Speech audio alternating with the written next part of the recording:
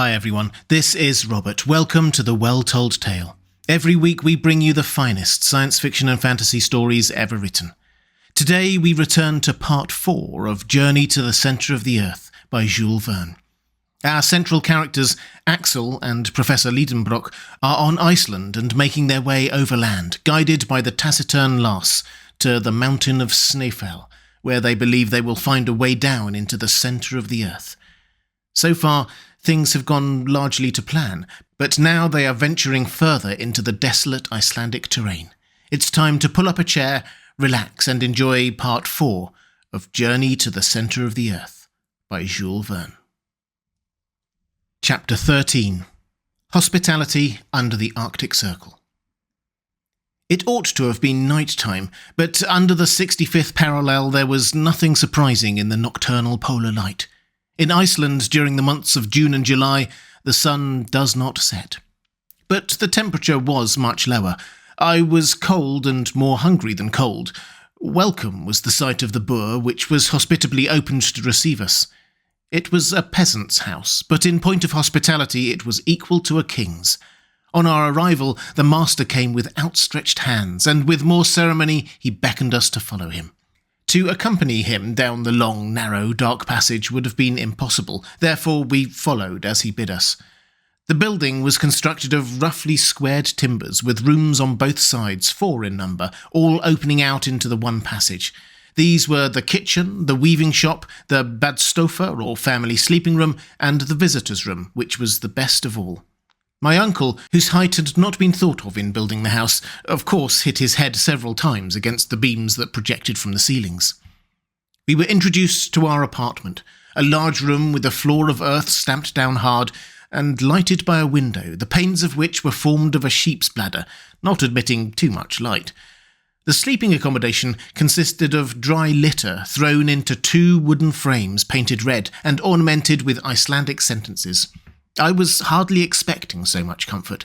The only discomfort proceeded from the strong odour of dried fish, hung meat and sour milk, of which my nose made bitter complaints. When we had laid aside our travelling wraps, the voice of the host was heard inviting us to the kitchen, the only room where a fire was lighted, even in the severest cold. My uncle lost no time in obeying the friendly call, nor was I slack in following. The kitchen chimney was constructed on the ancient pattern. In the middle of the room was a stone for a hearth, over it in the roof a hole to let the smoke escape. The kitchen was also a dining room. At our entrance, the host, as if he had never seen us, greeted us with the word "Silvertu," which means "be happy," and came and kissed us on the cheek. After him, his wife pronounced the same words, accompanied with the same ceremonial. Then the two, placing their hands upon their hearts, inclined profoundly before us. I hasten to inform the reader that this Icelandic lady was the mother of 19 children, all, big and little, swarming in the midst of the dense wreaths of smoke with which the fire on the hearth filled the chamber. Every moment I noticed a fair-haired and rather melancholy face peeping out of the rolling volumes of smoke. They were a perfect cluster of unwashed angels. My uncle and I treated this little tribe with kindness, and in a very short time we each had 3 or 4 of these brats on our shoulders, as many on our laps and the rest between our knees. Those who could speak kept repeating "Silvertu" in every conceivable tone. Those that could not speak made up for that want by shrill cries. This concert was brought to a close by the announcement of dinner. At that moment our hunter returned, who had been seeing his horses provided for, that is to say, he had economically let them loose in the fields, where the poor beasts had to content themselves with the scanty moss they could pull off the rocks and a few meagre seaweeds, and the next day they would not fail to come of themselves and resume the labours of the previous day. "Silvertu," said Hans. Then, calmly, automatically and dispassionately, he kissed the host, the hostess, and their 19 children. This ceremony over, we sat at table, 24 in number, and therefore one upon another. The luckiest had only 2 urchins upon their knees. But silence reigned in all this little world at the arrival of the soup, and the national taciturnity resumed its empire over even the children. The host served out to us a soup made of lichen and by no means unpleasant, then an immense piece of dried fish floating in butter rancid with 20 years keeping, and therefore, according to Icelandic gastronomy, much preferable to fresh butter. Along with this, we had sky, a sort of clotted milk, with biscuits and a liquid prepared from juniper berries. For beverage, we had a thin milk mixed with water, called in this country blanda. It is not for me to decide whether this diet is wholesome or not. All I can say is that I was desperately hungry, and that at dessert I swallowed to the very last gulp of a thick broth made from buckwheat. As soon as the meal was over, the children disappeared, and their elders gathered around the peat fire, which also burnt such miscellaneous fuel as briars, cow dung, and fish bones. After this little pinch of warmth, the different groups retired to their respective rooms. Our hostess hospitably offered us her assistance in undressing, according to Icelandic usage, but on our gracefully declining, she insisted no longer, and I was able at last to curl myself up in my mossy bed. At 5 next morning, we bade our host farewell, my uncle with difficulty persuading him to accept a proper remuneration, and Hans signalled the start. At 100 yards from Gardor, the soil began to change its aspect. It became boggy and less favourable to progress. On our right, the chain of mountains was indefinitely prolonged like an immense system of natural fortifications, of which we were following the counterscarp or lesser steep. Often we were met by streams, which we had to ford with great care, not to wet our packages. The desert became wider and more hideous. Yet from time to time we seemed to descry a human figure that fled at our approach. Sometimes a sharp turn would bring us suddenly within a short distance of one of these spectres, and I was filled with loathing at the sight of a huge deformed head, the skin shining and hairless, and repulsive sores visible through the gaps in the poor creature's wretched rags. The unhappy being forbore to approach us and offer his misshapen hand. He fled away, but not before Hans had saluted him with the customary Sylvertu. "Spetelsk," he said. "A leper," my uncle repeated. This word produced a repulsive effect. The horrible disease of leprosy is too common in Iceland. It is not contagious, but hereditary, and lepers are forbidden to marry. These apparitions were not cheerful, and did not throw any charm over the less and less attractive landscapes. The last tufts of grass had disappeared from beneath our feet. Not a tree was to be seen, unless we accept a few dwarf birches as low as brushwood. Not an animal, but a few wandering ponies that their owners would not feed. Sometimes we could see a hawk balancing himself on his wings under the grey cloud, and then darting away south with rapid flight. I felt melancholy under this savage aspect of nature, and my thoughts went away to the cheerful scenes I had left in the far south. We had to cross a few narrow fjords, and at last quite a wide gulf. The tide, then high, allowed us to pass over without delay, and to reach the hamlet of Elftanes, 1 mile beyond. That evening, after having forded 2 rivers full of trout and pike called Elfa and Hetta, we were obliged to spend the night in a deserted building worthy to be haunted by all the elfins of Scandinavia. The Ice King certainly held court here, and gave us all night long samples of what he could do. No particular event marked the next day. Bogs, dead levels, melancholy desert tracks, wherever we travelled. By nightfall we had accomplished half our journey, as we lay at Krösopt. On the 19th of June, for about a mile, that is an Icelandic mile, we walked upon hardened lava. This ground is called in the country Hraun. The surface presented the appearance of distorted, twisted cables, sometimes stretched in length, sometimes contorted together. An immense torrent, once liquid, now solid, ran from the nearest mountain. Now extinct volcanoes, but the ruins around revealed the violence of past eruptions. Yet here and there were a few jets of steam from hot springs. We had no time to watch these phenomena. We had to proceed on our way. Soon at the foot of the mountains the boggy land reappeared, intersected by little lakes. Our route now lay westward. We had turned the great bay of Faxa, and the twin peaks of Snæfell rose white into the cloudy sky at the distance of at least 5 miles. The horses did their duty well, no difficulties stopped them in their steady career. I was getting tired, but my uncle was as firm and straight as he was at our first start. I could not help admiring his persistency, as well as the hunters who treated our expedition like a mere promenade. June the 20th. At 6 p.m. we reached Boudir, a village on the seashore, and the guide there claiming his due, my uncle settled with him. It was Hans's own family, that is, his uncles and cousins, who gave us hospitality. We were kindly received, and without taxing too much the goodness of these folks, I would willingly have tarried here to recruit after my fatigues, but my uncle, who wanted no recruiting, would not hear of it, and the next morning we had to bestride our beasts again. The soil told of the neighbourhood of the mountain, whose granite foundations rose from the earth like the knotted roots of some oak tree. We were rounding the immense base of the volcano. The professor hardly took his eyes off it. He tossed up his arms and seemed to defy it and to declare, "There stands the giant that I shall conquer."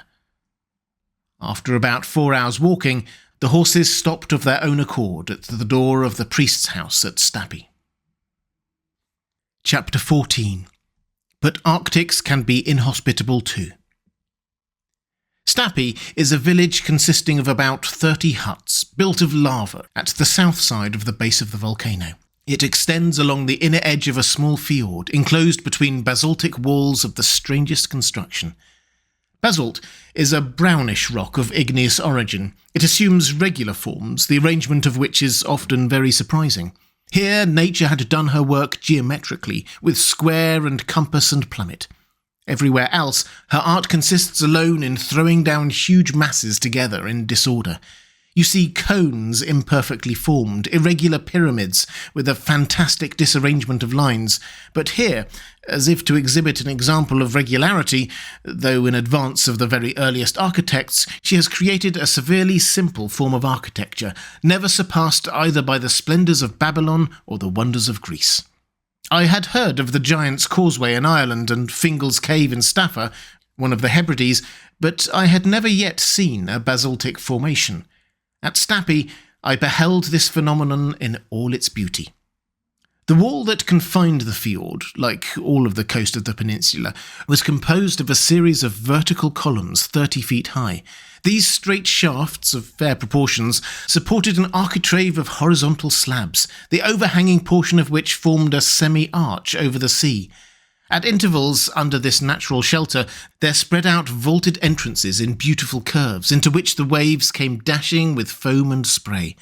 A few shafts of basalt, torn from their hold by the fury of tempests, lay along the soil like remains of an ancient temple, in ruins forever fresh, and over which centuries passed without leaving a trace of age upon them. This was our last stage upon the earth. Hans had exhibited great intelligence, and it gave me some little comfort to think then that he was not going to leave us. On arriving at the door of the rector's house, which was not different from the others, I saw a man shoeing a horse, hammer in hand, and with a leathern apron on. "Silvertu," said the hunter. "God dag," said the man in good Danish. "Kirkeherde?" said Hans, turning round to my uncle. "The rector," repeated the professor. "It seems, Axel, that this good man is the rector." Our guide in the meanwhile was making the Kirkeherde aware of the position of things, when the latter, suspended from his labours for a moment, uttered a sound no doubt understood between horses and farriers, and immediately a tall and ugly hag appeared from the hut. She must have been 6 feet at the least. I was in great alarm lest she should treat me to the Icelandic kiss, but there was no occasion to fear, nor did she do the honours all too gracefully. The visitors' room seemed to me the worst in the whole cabin. It was close, dirty, and evil-smelling, but we had to be content. The rector did not go in for antique hospitality, far from it. Before the day was over, I saw that we had to do with a blacksmith, a fisherman, a hunter, a joiner, but not at all with a minister of the gospel. To be sure, it was a weekday. Perhaps on a Sunday he made amends.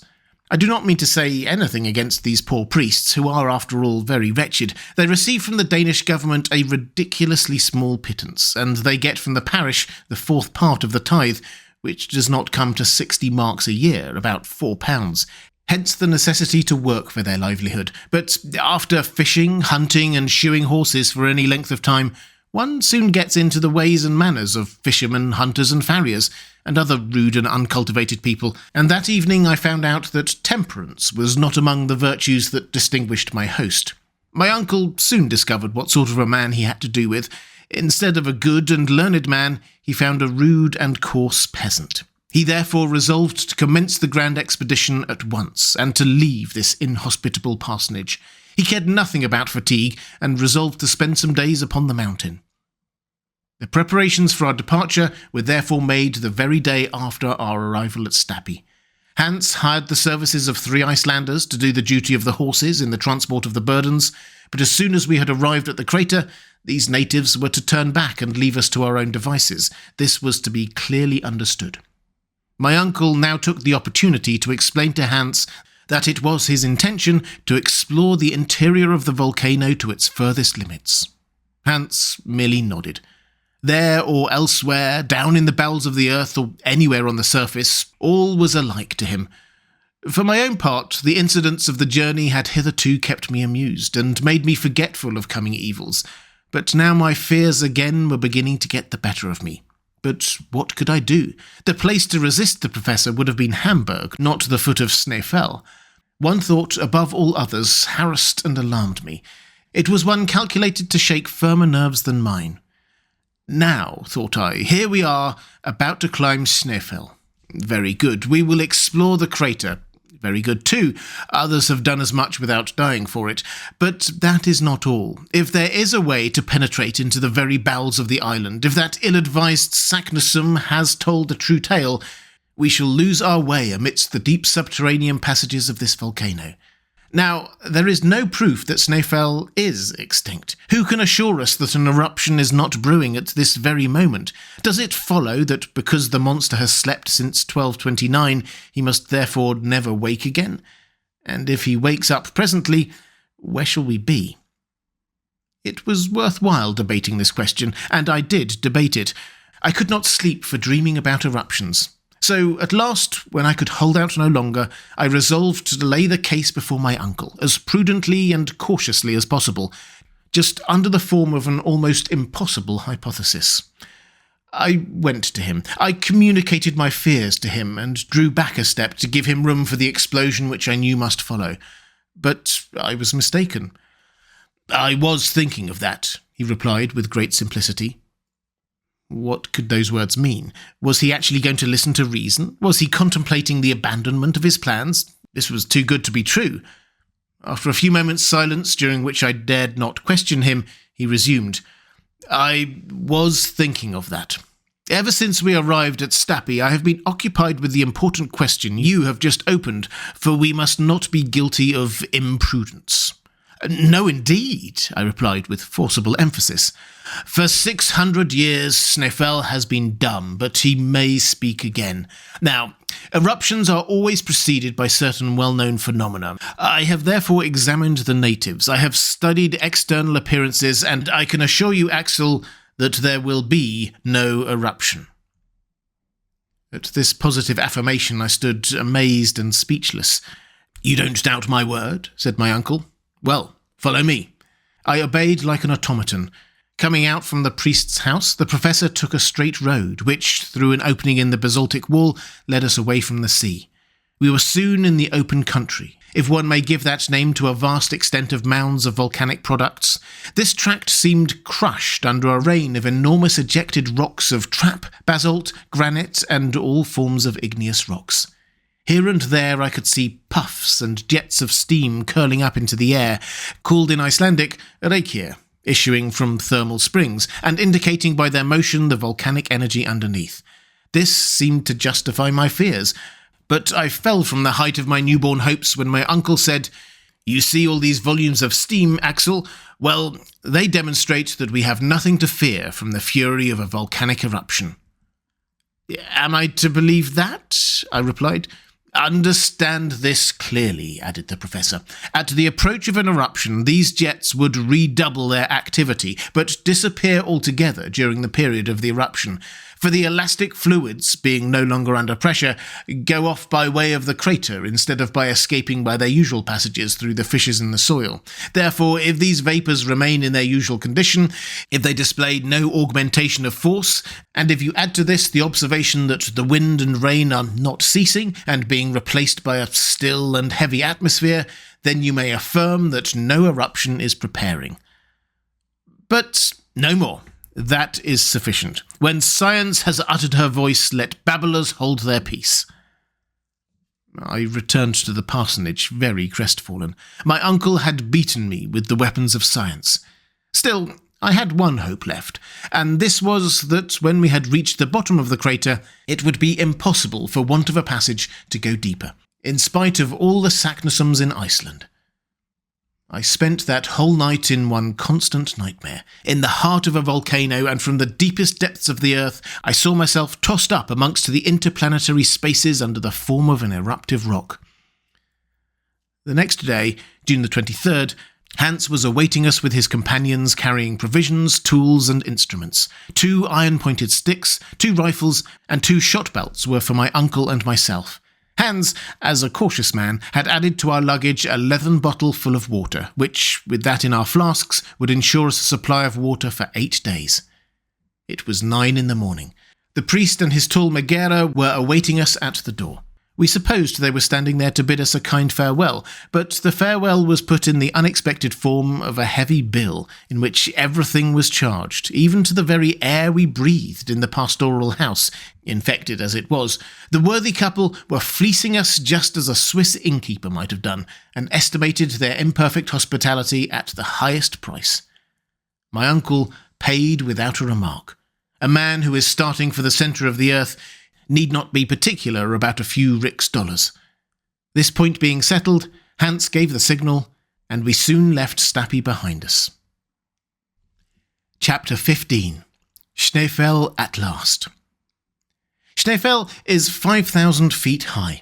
Its double cone forms the limit of a trachytic belt, which stands out distinctly in the mountain system of the island. From our starting point, we could see the 2 peaks boldly projected against the dark grey sky. I could see an enormous cap of snow coming low down upon the giant's brow. We walked in single file, headed by the hunter, who ascended by narrow tracks where 2 could not have gone abreast. There was therefore no room for conversation. After we had passed the basaltic wall of the fjord of Stappy, we passed over a vegetable fibrous peat bog, left from the ancient vegetation of this peninsula. The vast quantity of this unworked fuel would be sufficient to warm the whole population of Iceland for a century. This vast turbary, measured in certain ravines, had in many places a depth of 70 feet, and presented layers of carbonized remains of vegetation, alternating with thinner layers of tufaceous pumice. As a true nephew of the Professor Lidenbrock, and in spite of my dismal prospects, I could not help observing with interest the mineralogical curiosities which lay about me as in a vast museum, and I constructed for myself a complete geological account of Iceland. This most curious island has evidently been projected from the bottom of the sea at a comparatively recent date. Possibly it may still be subject to gradual elevation. If this is the case, its origin may well be attributed to subterranean fires. Therefore, in this case, the theory of Sir Humphrey Davy, Saknussum's document, and my uncle's theories would all go off in smoke. This hypothesis led me to examine with more attention the appearance of the surface, and I soon arrived at a conclusion as to the nature of the forces which presided at its birth. Iceland, which is entirely devoid of alluvial soil, is wholly composed of volcanic tufa, that is to say, an agglomeration of porous rocks and stones. Before the volcanoes broke out, it consisted of trap rocks, slowly upraised to the level of the sea by the actions of central forces. The internal fires had not yet forced their way through. But at a later period, a wide chasm formed diagonally from southwest to northeast, through which was gradually forced out the trachyte which was to form a mountain chain. No violence accompanied this change. The matter thrown out was in vast quantities, and the liquid material oozing out of the abysses of the earth slowly spread in extensive plains or in hillocky masses. But with the help of this outflow, the thickness of the crust of the island increased materially, and therefore also its powers of resistance. It may easily be conceived what vast quantities of elastic gases, what masses of molten matter accumulated beneath its solid surface, whilst no exit was practicable after the cooling of the trachytic crust.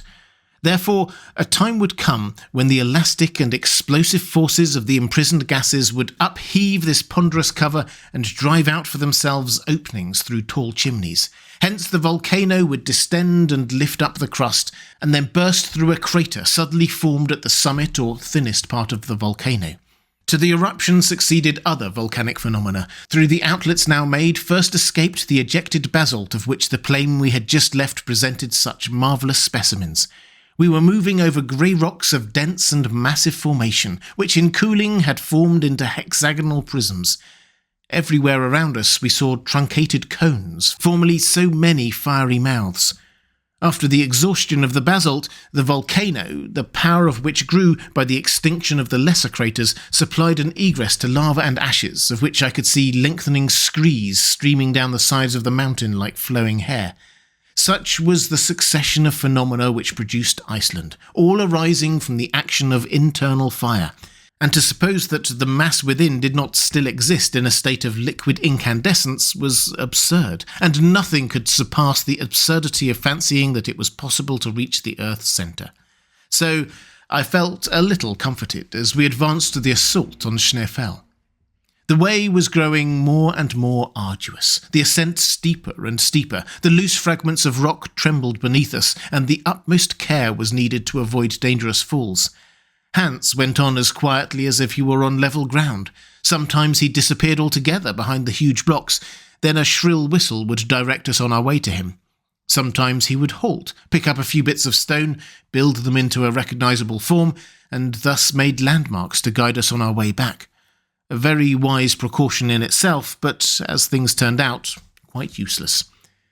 3 hours' fatiguing march had brought us only to the base of the mountain. There Hans bid us to come to a halt, and a hasty breakfast was served out. My uncle swallowed 2 mouthfuls at a time to get on faster, but whether he liked it or not, this was a rest as well as a breakfast hour, and he had to wait until it pleased our guide to move on, which came to pass in an hour. The 3 Icelanders, just as taciturn as their comrade the hunter, never spoke, and ate their breakfasts in silence. We were now beginning to scale the steep sides of Snæfell. Its snowy summit, by an optical illusion not infrequent in mountains, seemed close to us, and yet how many weary hours it took to reach it.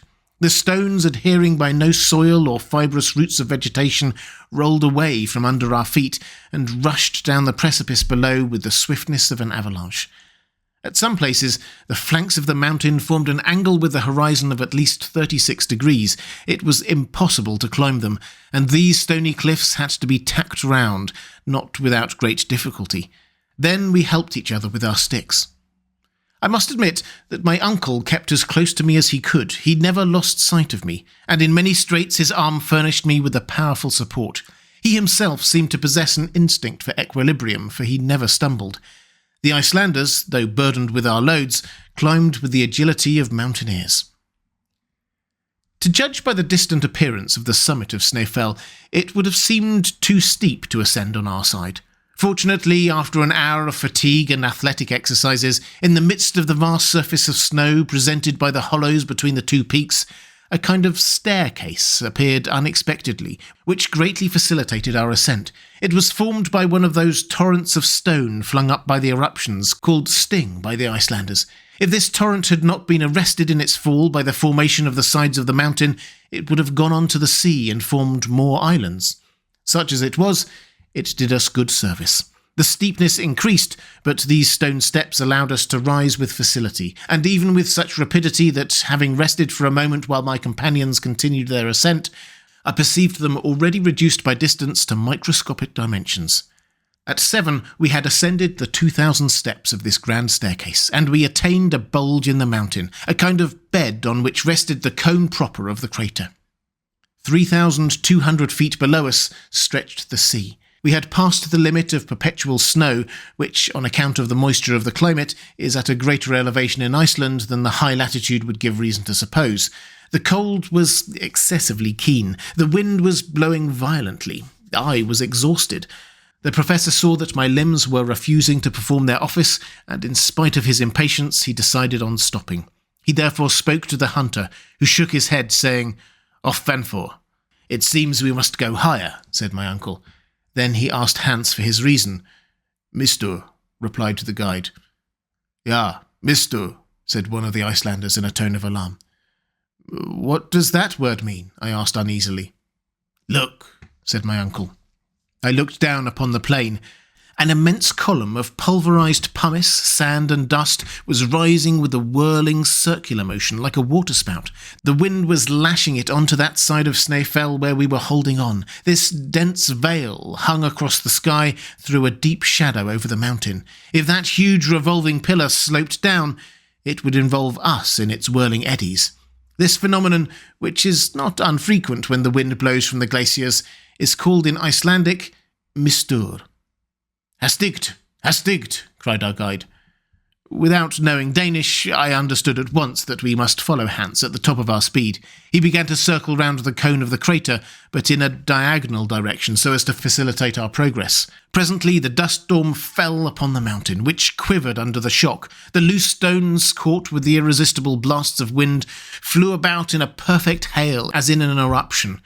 Happily, we were on the opposite side and sheltered from all harm. But for the precaution of our guide, our mangled bodies, torn and pounded into fragments, would have been carried afar like the ruins hurled along by some unknown meteor. Yet Hans did not think it prudent to spend the night upon the sides of the cone. We continued our zigzag climb. The 1,500 remaining feet took us 5 hours to clear. The circuitous route, the diagonal and the counter-marches must have measured at least 3 leagues. I could stand it no longer. I was yielding to the effects of hunger and cold. The rarefied air scarcely gave play to the action of my lungs. At last, at 11 in the sunlit night, the summit of Snæfell was reached, and before going in for shelter into the crater, I had time to observe the midnight sun at its lowest point, gilding with his pale rays the island that slept at my feet. Chapter 16. Boldly Down the Crater. Supper was rapidly devoured, and the little company housed themselves as best they could. The bed was hard, the shelter not very substantial, and our position an anxious one at 5,000 feet above sea level. Yet I slept particularly well. It was one of the best nights I had ever had, and I did not even dream. Next morning we awoke half frozen by the sharp, keen air, but with the light of a splendid sun. I rose from my granite bed and went out to enjoy the magnificent spectacle that lay unrolled before me. I stood on the very summit of the southernmost of Snæfell's peaks. The range of the eye extended over the whole island. By an optical law which obtains at all great heights, the shores seemed raised and the island depressed. It seemed as if one of Helbesma's raised maps lay at my feet. I could see deep valleys intersecting each other in every direction, precipices like low walls, lakes reduced to ponds, rivers abbreviated into streams. On my right were numberless glaciers and innumerable peaks, some plumed with feathery clouds of smoke. The undulating surface of these endless mountains, crested with sheets of snow, reminded one of a stormy sea. If I looked westwards, there the ocean lay spread out in all its magnificence, like a mere continuation of those flock-like summits. The eye could hardly tell where the snowy ridges ended and the foaming waves began. I was thus steeped in the marvellous ecstasy which all high summits develop in the minds, and now without giddiness, for I was beginning to be accustomed to these sublime aspects of nature. My dazzled eyes were bathed in the bright flood of the solar rays. I was forgetting where and who I was, to live in the life of elves and sylphs, the fanciful creation of Scandinavian superstitions. I felt intoxicated with the sublime pleasure of lofty elevations, without thinking of the profound abysses into which I was shortly to be plunged. But I was brought back to the reality of things by the arrival of Hans and the Professor, who joined me on the summit. My uncle pointed out to me in the far west a light steam or mist, a semblance of land which bounded the distant horizon of waters. "Greenland," said he. "Greenland?" I cried. Yes, we are only 35 leagues from it, and during thaws the white bears borne by the ice fields from the north are carried even into Iceland. But never mind that. Here we are at the top of Snæfell, and here are two peaks, one north and one south. Hans will tell us the name of that on which we are now standing. The question being put, Hans replied, Scartaris. My uncle shot a triumphant glance at me. Now for the crater, he cried. The crater of Snæfell resembled an inverted cone, the opening of which might be half a league in diameter. Its depth appeared to be about 2,000 feet. Imagine the aspect of such a reservoir, brimful and running over with liquid fire amid the rolling thunder. The bottom of the funnel was about 250 feet in circuit, so that the gentle slope allowed its lower brim to be reached without much difficulty. Involuntarily, I compared the whole crater to an enormous erected mortar, and the comparison put me in a terrible fright. What madness, I thought, to go down into a mortar, perhaps a loaded mortar, to be shot up into the air at a moment's notice. But I did not try to back out of it. Hans, with perfect coolness, resumed the lead, and I followed him without a word. In order to facilitate the descent, Hans wound his way down the cone by a spiral path. Our route lay amidst eruptive rocks, some of which, shaken out of their loosened beds, rushed bounding down the abyss, and in their fall awoke echoes remarkable for their loud and well-defined sharpness. In certain parts of the cone there were glaciers. Here Hans advanced only with extreme precaution, sounding his way with his iron-pointed pole to discover any crevices in it. At particular dubious passages we were obliged to connect ourselves with each other by a long cord, in order that any man who missed his footing might be held up by his companions. This solid formation was prudent, but did not remove any danger. Yet, notwithstanding the difficulties of the descent, down steeps unknown to the guide, the journey was accomplished without accidents, except the loss of a coil of rope, which escaped from the hands of an Icelander and took the shortest way to the bottom of the abyss. At midday we arrived.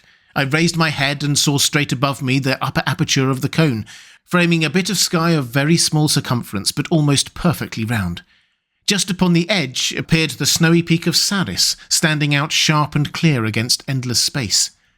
At the bottom of the crater were 3 chimneys, through which, in its eruptions, Snæfell had driven forth fire and lava from its central furnace. Each of these chimneys was 100 feet in diameter. They gaped before us, right in our path. I had not the courage to look down either of them, but Professor Lidenbrock had hastily surveyed all 3. He was panting, running from one to the other, gesticulating and uttering incoherent expressions. Hans and his comrades, seated upon loose lava rocks, looked at him with as much wonder as they knew how to express, and perhaps taking him for an escaped lunatic. Suddenly, my uncle uttered a cry. I thought his foot must have slipped and that he had fallen down one of the holes, but no, I saw him, with arms outstretched and legs straddling wide apart, erect before a granite rock that stood in the centre of the crater, like a pedestal made ready to receive a statue of Pluto. He stood like a man stupefied, but the stupefaction soon gave way to delirious rapture. "Axel! Axel!" he cried. "Come! Come!" I ran. Hans and the Icelanders never stirred. "Look!" cried the professor. I read on the western face of the block in runic characters, half mouldering away with lapse of ages, this thrice accursed name. "Arna Saknussemm," replied my uncle. "Do you yet doubt?" I made no answer, and I returned in silence to my lava seat in a state of utter speechless consternation. Here was crushing evidence. How long I remained plunged in agonizing reflections I cannot tell. All that I know is that on raising my head again, I saw only my uncle and Hans at the bottom of the crater. The Icelanders had been dismissed, and they were now descending the outer slopes of Snæfell to return to Stappy. Hans slept peaceably at the foot of a rock in a lava bed where he had found a suitable couch for himself, but my uncle was pacing around the bottom of the crater like a wild beast in a cage. I had neither the wish nor the strength to rise, and following my guide's example, I went off into an unhappy slumber, fancying I could hear ominous noises or feel tremblings within the recesses of the mountain. Thus the first night in the crater passed away. The next morning, a grey, heavy, cloudy sky seemed to droop over the summit of the cone.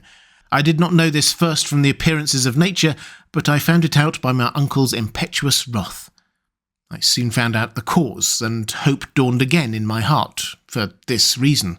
Of the 3 ways open before us, one had been taken by Saknussemm. The indications of the learned Icelander hinted at in the cryptogram pointed to this fact that the shadow of Scartaris came to touch that particular way during the latter days of the month of June. That sharp peak might hence be discovered as the gnomon of a vast sundial, the shadow projecting from which on a certain day would point out the road to the centre of the earth. Now, no sun, no shadow, and therefore no guide. Here was June the 25th. If the sun was clouded for 6 days, we must postpone our visit until next year. My limited powers of description would fail were I to attempt a picture of the Professor's angry impatience. The day wore on, and no shadow came to lay itself along the bottom of the crater. Hans did not move from the spot he had selected, yet he must be asking himself what we were waiting for, if he asked himself anything at all. My uncle spoke not a word to me. His gaze, ever directed upwards, was lost in the grey and misty space beyond. On the 26th, nothing yet. Rain mingled with snow was falling all day long. Hans built a hut of pieces of lava. I felt a malicious pleasure in watching the 1,000 rills and cascades that came tumbling down the sides of the cone, and the deafening continuous din awaked by every stone against which they bounded. My uncle's rage knew no bounds. It was enough to irritate a meeker man than he, for it was foundering almost within the port. But heaven never sends unmixed grief, and for Professor Lidenbrock there was a satisfaction in store proportioned to his desperate anxieties. The next day the sky was again overcast, but on the 29th of June, the last day but one of the month, with the change of the moon came a change of the weather. The sun poured a flood of light down the crater. Every hillock, every rock and stone, every projecting surface had its share of the beaming torrent, and threw its shadow on the ground. Amongst them all, Scartaris laid down his sharp-pointed angular shadow, which began to move slowly in the opposite direction to that of the radiant orb. My uncle turned too and followed it. At noon, being at its least extent, it came and softly fell upon the edge of the middle chimney. "There it is! There it is!" shouted the Professor. "Now for the centre of the globe," he added in Danish. I looked at Hans to hear what he would say. "Forward," was his tranquil answer.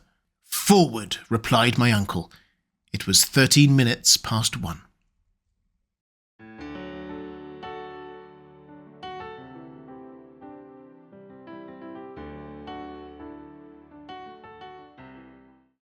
And welcome back. I hope you enjoyed part 4 of Journey to the Centre of the Earth by Jules Verne. If you'd like to support The Well-Told Tale as we make these classics available for free to everyone, thank you. The best way to do that is through my Patreon page. There's a link in the description. I'll be back next week with part 5. I hope you can join me.